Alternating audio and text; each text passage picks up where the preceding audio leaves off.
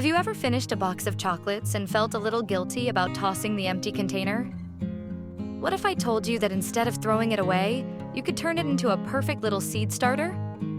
It might sound unusual, but chocolate boxes are surprisingly great for germinating seeds. And today, I'm going to show you exactly how to do it. By the end of this video, you'll know how to take something meant for sweet treats and turn it into a mini greenhouse for your plants. So stick around. This is one gardening hack you don't want to miss. The most common question we get is why use chocolate boxes for seed germination in the first place? At first glance, a chocolate box might not seem like a gardening tool, but it has some built-in features that make it perfect for seed starting. First, the little sections that hold each chocolate act like mini planting cells, keeping seeds separate and organized. Second, if the box has a clear lid, it can trap moisture and heat, just like a greenhouse, helping your seeds sprout faster. Third, plastic and cardboard boxes work great. Plastic boxes can be washed and reused, while cardboard ones break down naturally in the soil. Once your seedlings are ready, you can plant them directly into the ground. Plus, this method keeps one more item out of the trash. It's a win for you and a win for the environment. So you will probably ask, how do I use a chocolate box for starting seeds? The answer is pretty simple. Now, let's get into the step-by-step process. Step 1. Make sure the box is clean. There should be no leftover chocolate or sugary residue, or you might attract ants and other pests. Step 2. If you're using a plastic box, poke tiny drainage holes in the bottom of each compartment to prevent water from pooling. You can do this with a heated needle or a small drill bit. If you're using a cardboard box, you can skip this step since the material will naturally absorb excess moisture. Step 3. Fill each section with a light, fluffy seed starting mix. You don't want heavy garden soil, as it can compact and stop delicate roots from growing. A mix of coconut coir and perlite works well here. Step 4. Plant 1 or 2 seeds per section depending on the plant.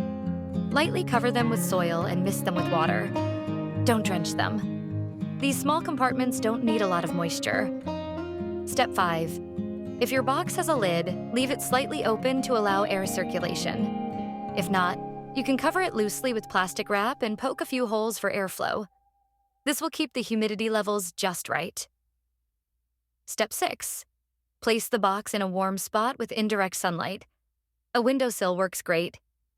Within a few days to a couple of weeks, you should start seeing little green sprouts poking through the soil. The next common question is, what are the best seeds to start in a chocolate box? So, what can you grow in these tiny sections? Here are some of the best options. Herbs like basil, parsley, and thyme are great for the kitchen. Leafy greens like lettuce, spinach, and arugula sprout quickly and thrive in small spaces.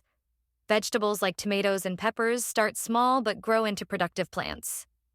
Flowers like marigolds and petunias are perfect for adding color to your garden. Once your seedlings have a few healthy leaves, you can carefully transplant them into bigger pots or directly into your garden. No worries, we prepared some pro tips for your success. Here are just some of them. Keep the soil moist but not soggy. A light misting every day or two is better than heavy watering. Rotate the box every few days so the seedlings don't stretch too much toward the light. Feed your seedlings with a very diluted liquid fertilizer once they develop their first true leaves. Harden off your seedlings before moving them outside. This means exposing them to outdoor conditions gradually so they don't go into shock.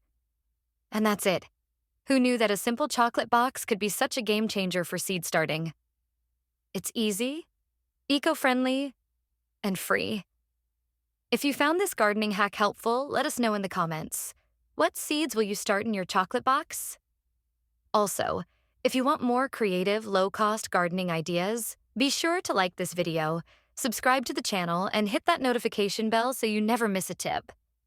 Happy gardening, and I'll see you in the next one.